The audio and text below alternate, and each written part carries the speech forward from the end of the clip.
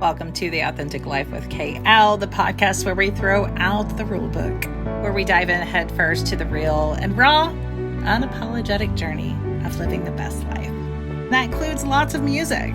This is your go-to space for empowerment, for deep healing and owning your authenticity like the boss that you are. We're here to break down walls and slay self-doubt. Vibe to the soundtrack of your soul.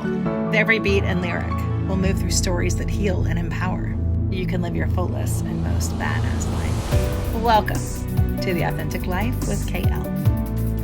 This episode of The Authentic Life with KL is brought to you by Break the Silence, a nonprofit created using music as a platform to raise awareness for mental health, suicide prevention, and recovery of all kinds, offering hope and starting the hard conversations to bring communities together. Hey guys, it's Kitty. Today I have with me Eric. I'm just going to say Eric from Shallow Side. Eric from Shallow Side. Eric. Thank you for joining me today. Thank you for having me. I appreciate you. Yeah. So for anyone who doesn't know, which I can't believe there's not people, but just in case they don't know who you are, can you give them a little blurb about Eric and from Shallow Side? There are millions that don't know about Shallow Side, and we need to find more millions to find out about Shallow Side, which is a band that I sing in. We started our band like any other band starts, loud, obnoxious in a garage or in a tiny little shed out back, obnoxious to the neighbors, pissing those people off, and then decided that we wouldn't continue traveling down that road. So we started going from, event centers to clubs to bars to traveling nationally now for the past decade with 11 top 40 singles, which none in the top 10 yet, but we started off in a trailer park. That's why we need 10,000 more people. That's right. We need 10 million more people. 10 million more people. Yeah, to get to the space that we need. But no, we started off in a trailer park, honestly. That's where I grew up. And for us, music was just an outlet. And then it turned into a career. And so that's where that kind of started and developed into. When things get dark for you, what inspires you? What helps you to keep moving through stuff? Life.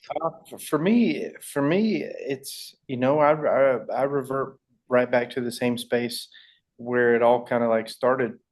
If I get into a mental space where I'm not comfortable and things feel too heavy, I find myself in a place searching for more and more music or creating and find myself in a creative space where I kind of just start to self indulge in time and space and I kind of clock out from the world and I kind of give myself the freedom of time to say that, like, yeah, okay, now no more constraints. We don't have to, live in that small bubble, and you can be safe and create in here.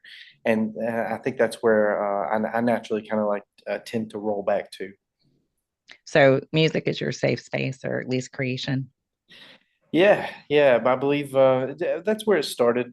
For me as a kid, that was the thing that I would lean on. It was a radio to the ear. Little Eric running around with some loudspeakers, just escaping.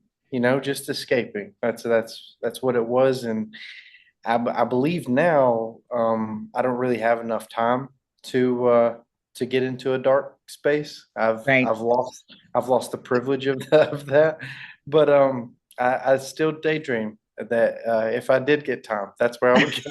I would go there anyway.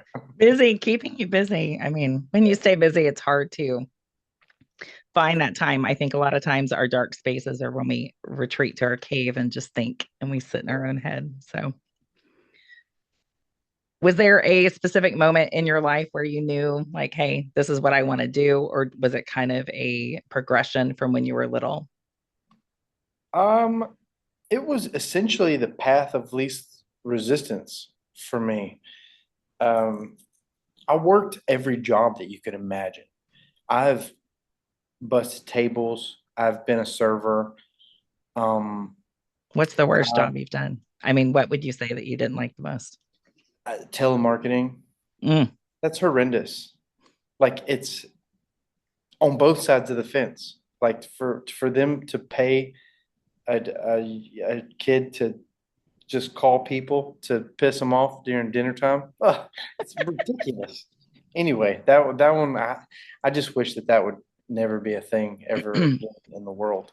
But probably telemarketing was awful. I did uh well, never mind. That wasn't a job. I was thinking about something that I went to I w- I went to juvenile detention one time and had to clean up an entire hillside full of garbage. I thought that that was ridiculous. I hated that. But Well, that was a that job was that you were forced to do. yeah, that was it was a community service. So You weren't paid for that. yeah, I did not enjoy that, but the So you community stay out of trouble now because you didn't like that. I try my best. I just really try my best. So did you about what age did you start doing more music? So my grandmother, she was in the church choir. She was a choir director as well. I didn't sing in the choir. I was too young. But I was there. I was around it. I was around the piano players and loved it. As I grew up, I was also growing up in the church and music was like every weekend. And so it kind of turned into a constant. I kind of looked at it like everyone was doing that same thing. Right. Everyone was living that same life. Everyone was going through that. I didn't discover that not everyone can sing. Not everyone can perform. Not Yeah. everyone knows these things. For me, it was like so second nature. And although I've never had any proper training, like a lot of it just naturally grows on me very quickly. Um, that it kind of started in that space as I grew. The world of music grew with me to performing um, at churches and such as well. And then I kind of like fell out of the idea of church altogether and found distortion guitars and friends that Your could own play. church. Yeah, like and that's literally what it kind of turned into. It turned into a Tuesday and Thursday every week, for 2, 3 hours. Um, just me and a couple buddies, and we was just jamming nonstop, constantly, and it that was our therapy. That was the way that, and that kind of grew into a place where it wasn't just the three of us anymore. There was 5 or 6, or there was 10 or 11, or they found out that we were jamming over here on Thursday nights, and then 15 people would show up, and then Mm. 25 people show up, and then we started like Heath, his parents were like, listen, we can't keep bringing all these people over here, this is getting ridiculous. And so we started throwing house parties. So we're 17, 16, 17 years old, throwing house parties just so our band could play. So we're waiting for families to leave out on vacation. We're occupying their homes and throwing a house party and then playing music. And this was fun for like a month. And we're talking about like 8 parties max. And then the cops catch on. I mean, we're talking about the latter part of MySpace, the last of MySpace Oh, days, gosh. and we were posting where the address was and what was going on, and the cops were just there first. They were like, "No, we got the memo," and we were like, "What are you talking about?" They're like, "You put it online," and we're like, "Y'all got MySpace?" They're, what are you talking about, stupid kid? So So that that didn't last long. they pulled us to the side and was like, listen, this is I see you. I see what you're doing. This is not how you do it. You got to go play at bars and clubs, and you got to get paid. You got to stop spending all this money and hustling all these people around you. You got to do it and start it legitimate. So I kind of took the reins on that and kind of started to look outwardly, which turned into me lying to people about our age because we were 18 years old, 19 years old. We didn't have a band name. We didn't know what we were doing, but and then I would just call them and be like, "Yeah, no, we could play for how long do you want us to play? 3 hours? Oh, yeah, we could do that. What's our band's name? Oh, we got to be how old? Oh, okay, yeah, no, we're good, we're good. We're just put us down and we'll be there. We'll be there. So for $100, we would show up to anywhere and do our best and get ran out of places. And that's kind of the grind upward of how Shallow Side kind of and myself. Shallow Side was a project that I started, at a very young age and have it's grown just as much as I have. Yeah, Just it's quite the in this time. journey. Yeah, it's quite the journey. What's something that you've learned about yourself over this journey? I'm sure you've learned a lot. So, Uh, that I'm I may have a temper, so I'll admit that. so don't Uh, piss you off. yeah. So no. I mean, well, no, I don't know. It's probably something that I've learned about. Uh, I don't know. Maybe I'm still discovering most of that. And that's all right. That's what the journey is, right? Right. That's what the journey is. That is all good.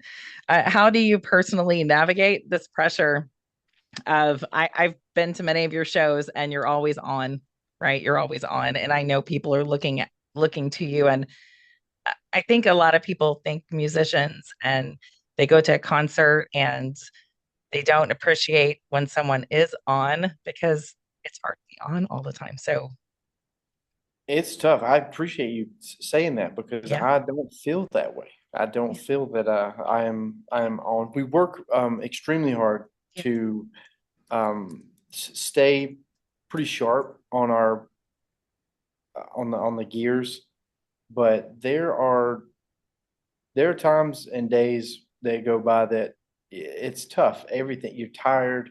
You've been at it for 16 hours, not just that day, but it's been 5 days in a row, and you just burn out and you got nothing left, and then you kind of just turn into muscle memory. And you're Yeah. like, all right, that's that. I got to go here. I got to shoot it here. And then once you're in it, it just like really you morph into that character, that space, that mental space where like you're locked in with the crowd. At least for me, that's what happens. And I find myself falling in love like right there. And that is full rejuvenation right there. You don't need sleep Yeah. when the orgasms are popping off. Right. Well, so now that you said not the orgasm, but the other thing. Um, so do you have a hard time? Because I've talked to several different artists and have different friends, and they're like, no, the post tour depression or like the change once you come off of a tour is a very real thing because you do kind of get stuck into like the tour mode. Do you have a hard time with that sometimes shifting? Um, well, I'm blessed. I have two children and a German Shepherd and a lovely wife. And so when I get home, the show just continues. It is loud, it is ruckusy. There are bar fights. There's bottles being thrown everywhere. No one likes the food. It's the it's this it just continues. It just continues. I'm tired. I I'm know. Oh my tired. gosh. How your kids are young, right? They are. I have a 19-month-old and a 7-year-old. Yes, you're You're babies. running. Yeah, no, you're running. It doesn't stop then ever. But it will. I will tell you, I have grandchildren and I feel like I blinked and my kids were grown. So you have to enjoy the madness. Just it happens. Everyone said it. It happens fast. It happens fast, and It but does. not there. There is no truer statement that Yeah. I've ever heard. Do your kiddos do they like music? Are they They interested in do. that? Yeah, they've been to a handful of the concerts. They wear the ear mittens and kind of like stay a little far in the back, but they enjoy it. They have fun. That's fun. That's fun. My husband was always like, "You're gonna love guitar," and my kids don't like anything about music, and he's like, "No." Oh So, yeah. so my granddaughter, she loves guitar. She calls him Peepaw, the oldest name in history, and she says, "Peepaw, play rock star," and I sing a song that says, "Grandpa thinks he's a rock star, but he's not." I love that. And That's so the she'll say, part. "Rock star, sing it." But the kids, I have two boys, and they really didn't. That wasn't their thing. They'll listen to music, but they just weren't into singing or playing or anything like That's that. So probably because they had a good childhood. and maybe. There you go. Because normally that's what I've learned. At least the best musicians are weirdos. I'm just I'm just kidding. Listen, we are the weirdos, Mister, right? It's us, one of us. One of us, for sure. We have so much to write about. So much, yeah, so fun. So, do you have a song? Do you have a song that you have written that means a lot more now, It means more now or than may it mean did. something different? Like for me at least, writing it down and getting it out in it kind of does naturally take on a life of its own, but it was at that time and space like something for me to release, to Mm, like push out, to although it is, a creative space, it's also like a lot of baggage, I guess would be a way to put it, or a lot of kind of like a purging. yeah, and getting rid of that. So once I've kind of said my piece with it, I tend to walk away and kind of not revisit that world anymore. But I stay in that creative space also for several years. So like we'll write the album, create the album, develop the album, and put it out, and that probably takes a 1 year to 6 month period of development and creation, if not longer. But then you're kind of in that world, continuing to develop the visual aesthetic, the aesthetics, and the video, and the art that surrounds it for years to come. You kind of just stay in that world, or at least I have. So once I finally do kind of get past it, I've kind of like wiped my hands and be like, "Phew, we're done. We No, got to I go love back." that. I always tell people to write a letter and burn it, and it out to the universe. But writing a song and then singing it, that's kind of the same thing and a Yeah. different, And I've heard people say that, like, like they get those things out and then they perform those songs and they're tired of performing those songs, and yeah. they become like a popular song, and the performer says that they don't enjoy performing the popular song anymore. And I don't think that I really retain that feeling either, though, because once it's out of me, it does become a performance piece. And if someone is, ignited by that word cadence and, sound, then it is my duty, it is my privilege to provide that, and say, Remember when we were here together? Because now we're actually here together, and now this journey is like a mutual share, and like that's a very powerful thing, very powerful thing. So I also don't share the idea that once it's become a nuisance to you personally, that you don't bring it back out again. But we don't really like have that kind of stigma Yeah. either. Yeah, I think that I I guess the gratefulness for musicians and anyone who writes music to go through the things that they do if they write from experience. Um, I can tell you, there's so many different songs that I really appreciate of yours, but Rebel is one of my favorites because my best friend's name is Rebel, and she has struggled. She has struggled pretty significantly just through finding herself. And so when her and I met each other about 4 years ago, um, I said, "Hey, have you heard this song?" Once she started kind of growing a little bit, and now it's like it's her thing. Like that's she's like, it's It's her about theme me. song. Yeah, that's what she walks out to the wrestling ring. Yes. That's our song. I love that. Yeah, so when she needs like a pump up, she's like, yeah. So Yeah, it's always something that's super impactful. So even songs, like that, it's so impactful for people who may hear it for the first time. true. Let's talk about some of your new music. I have Resurrection first for us to talk about, and that's kind of to me like the Phoenix Rising, right? With Resurrection. Can you talk to me about It that song? that song it's the last one on the album. So it is kind of it's kind of the closing space, but it's also the the revelation of the open door. So when we first started creating the album, our first album, Saints and Sinners, um, we were we were in a space of creating and developing and learning our own sound and developing what felt like our identity as musicians and as a band. And then we put that out, and it was very apparent that there's a natural Southern touch that just comes with our music.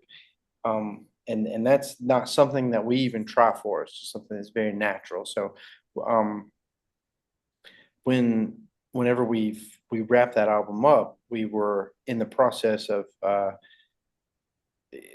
creating and developing those images and working towards those things. And it was working out. Everything was lovely. COVID happened, and then we went into another creative motion, which was very fortunate for us. We had ran the cycle off of that, and it was it was basically had ran its course, and it was time to put out the next album. And that, as we were there, um, this was the reflection of that same space. So if you look at the album, you can see the clouds in there are the same color scheme as what was in the Saints and Sinners album. So and then this guy is just staring at the mirror and looking to take a walk in. So as he's standing there in this space of unknowingness and just like kind of just outward, that's where we were creating. We were creating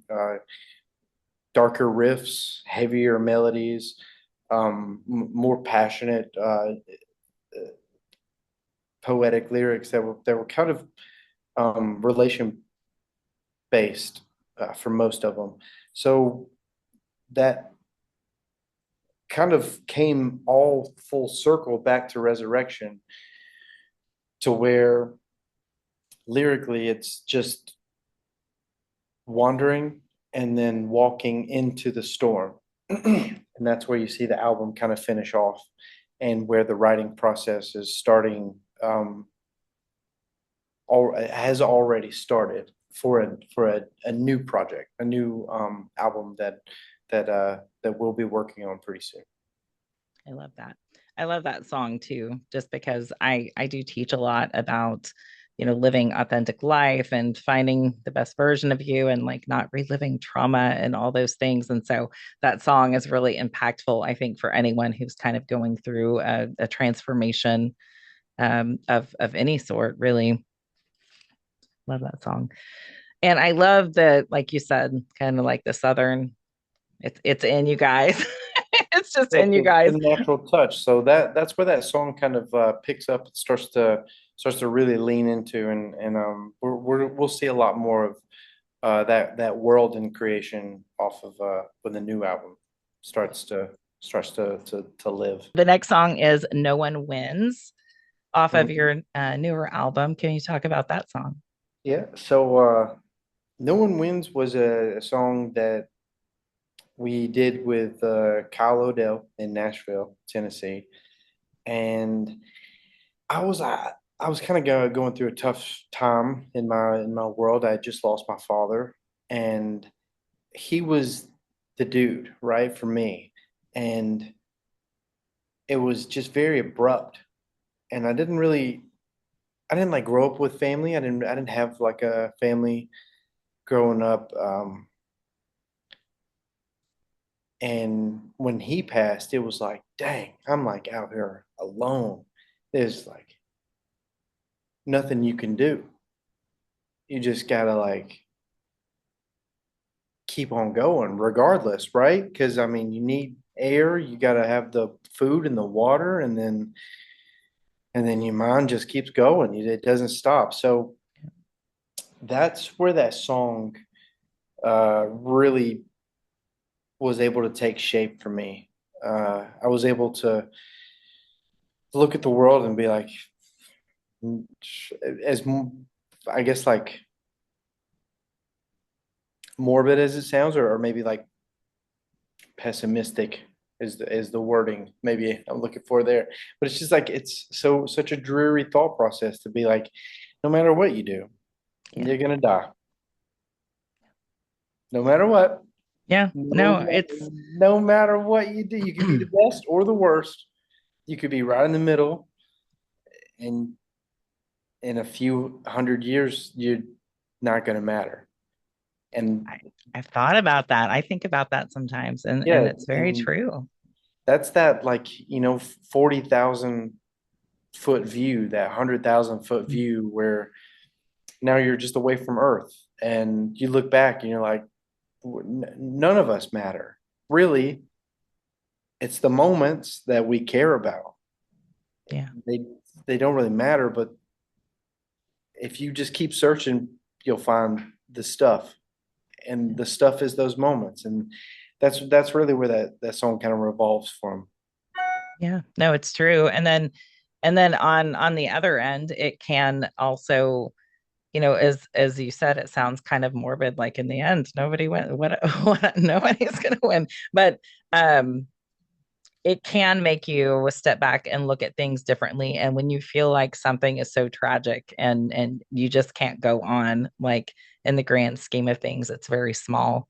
Yeah, It's our world maybe, but it's very small. And there's so many other people that are going through the same thing. And it will not matter in as much in a year, 10 years, 20 years as you go on as well. right. So true. That's where the song came from. That's how we wrote that one. It's a little dark. It's a Yeah. little morbid, but it really has a happy feeling to it. It's contradictory, contradictory, but that's okay. That's the I think everybody needs songs like that, right? We need all the emotion songs. We can't just write all happy songs because life is not all happy. Right? So I true. mean, if it is, you're on heavy meds. It's not all. Passing this way. Passing this way. That's right. You're on something because it's not always that. But I think songs like that make people again feel like they're not alone, which is the whole purpose of why I do what I do is because there is beauty within darkness as well. All right, so we do what I'm going to call a lightning round. I just have some fun questions for you, and then All we'll right. wrap up. All right. Okay, you don't know these questions, but they're not bad questions. They'll be fun. All Okay. right, big stage or small venue? Big stage. I like to move a lot. Acoustic set or full set? Mm. Full set, big stage. Acoustic set, small venue. Night owl or early riser? Night owl, without a thought. Favorite animal? An owl No, or that's my one German sense. Shepherd. Not dogs, just Just mine. your German Shepherd. Yeah. Yeah. Yeah. The last song you blasted loud in your car. Oh, Juicy Wiggle. Juicy Wiggle. You know about that? Juicy Wiggle. Let's go. Most, well, most unexpected artist on your playlist. Red Foo, baby. Red Foo with the big afro. Ah, girl, look at that body. Ah, So funny, so funny. Um, what is one word your bandmates would use to describe you? one word, Well, two syllables, asshole. Probably. If I had my guess, the truth is I am lovely. I'm a wonderful person. you're a lovely, not asshole.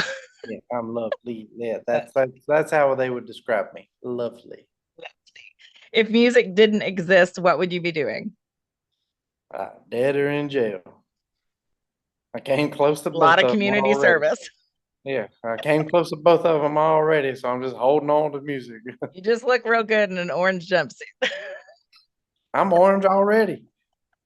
I disappear. I look like Gumby standing over there, the orange version. Who would you like to collab with? Uh, I, there's a handful of artists I'd love to do songs with. When I'm writing, I think about a lot of artists that would like, oh, we could put them on this track. That would be really good. You have like a dream one that you'd love to collab with? I'd love to do a song with Diamante or Taylor Momsen. I think those Mm, two ladies would be right up yeah, right up my alley. Be sick songwriting for yeah. that one.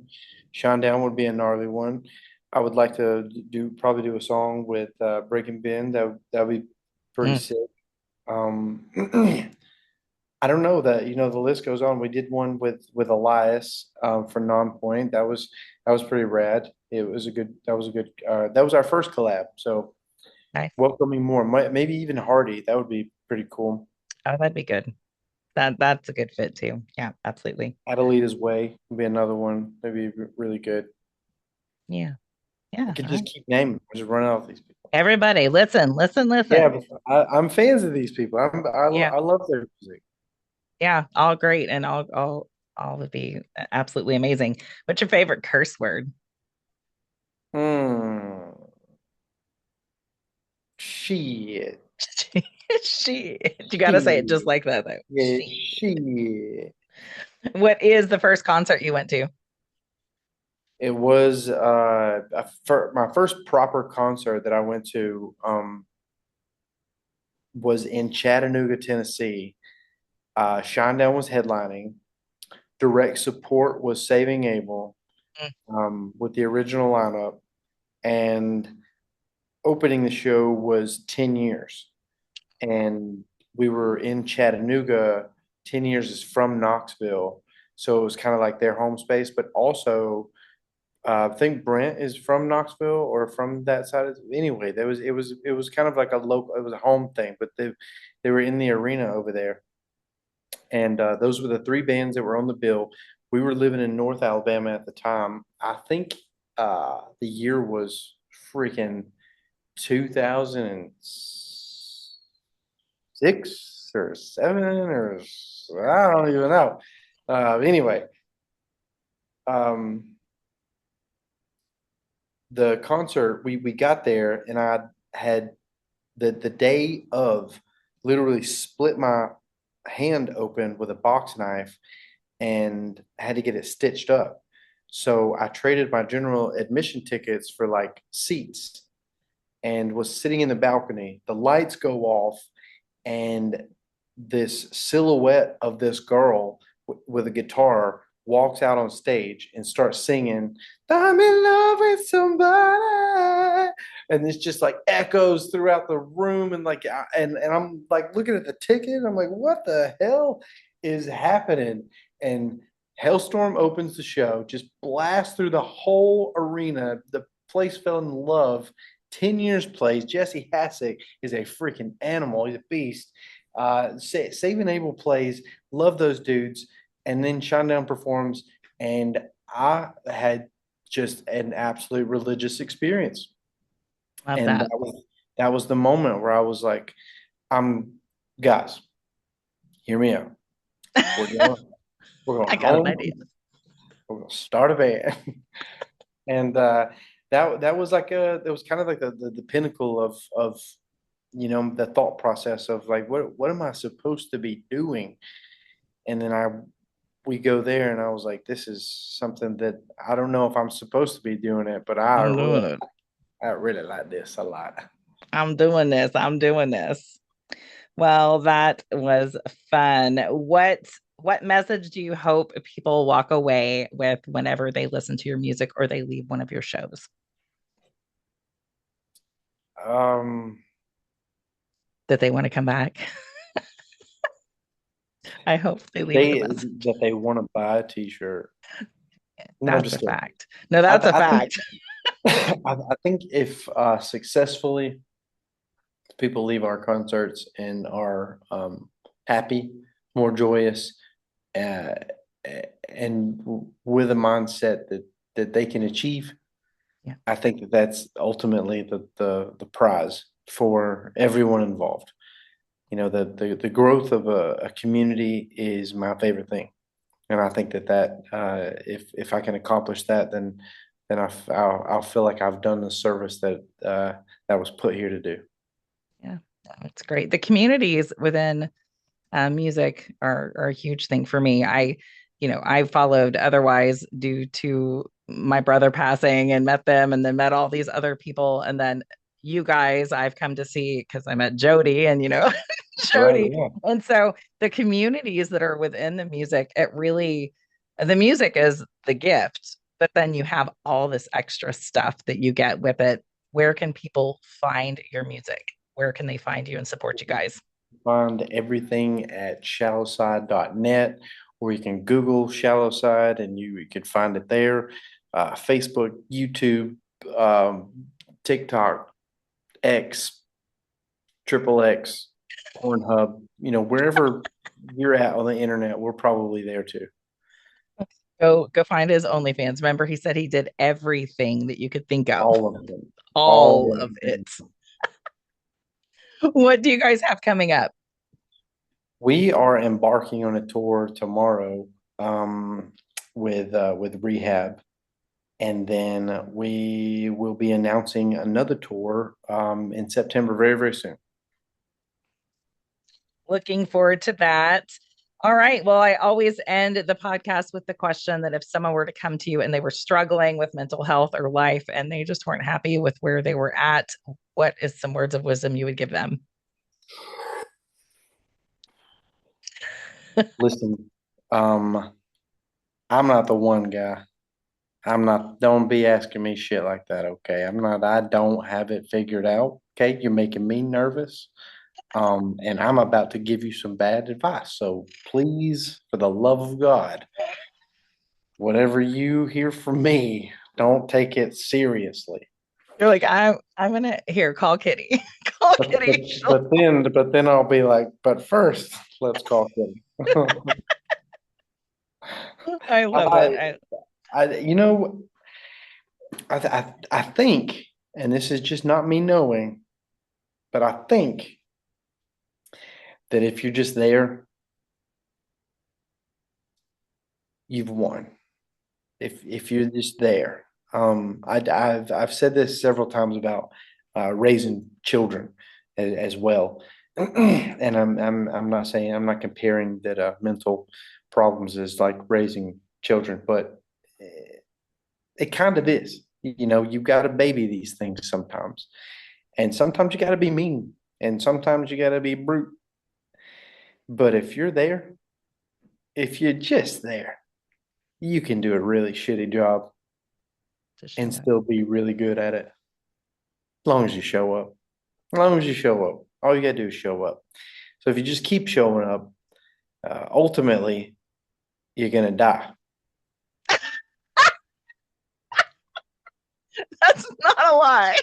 But you but you can have some really good moments along the way. So you gotta keep your head up. No one wins. No one wins. We ain't gonna make it out of here Call alive. Kitty, guys. Call Kitty. I love it. Well, it Therapist is in me. it's the truest statement though. Just show up. Just Just show show up. up. Like so many people do not want to show up. And if you want things to change, you gotta show up or they're not gonna change. Showing up will give you a C+ grade. That's right. It'll give you a C, but you won't fail. You just gotta keep showing up. You won't fail. You just gotta keep showing up. And C+ is sometimes C minus. That worked for me sometimes. Yeah. I mean, hey, listen, I live my life by that. And you know the education runs thin when you see C- average student at a public school in Alabama. You know, it's rough. Alabama. It's rough down there. They It's so stopped fun. teaching. They stopped teaching English at like third grade. They just give up. They don't. They're like, we don't know either. That's why he does all the jobs and all the land. You got to do them all. Oh, I appreciate you coming on so much, and I look forward to seeing you on tour. So, Thank you for having me. I appreciate you. of course, of course.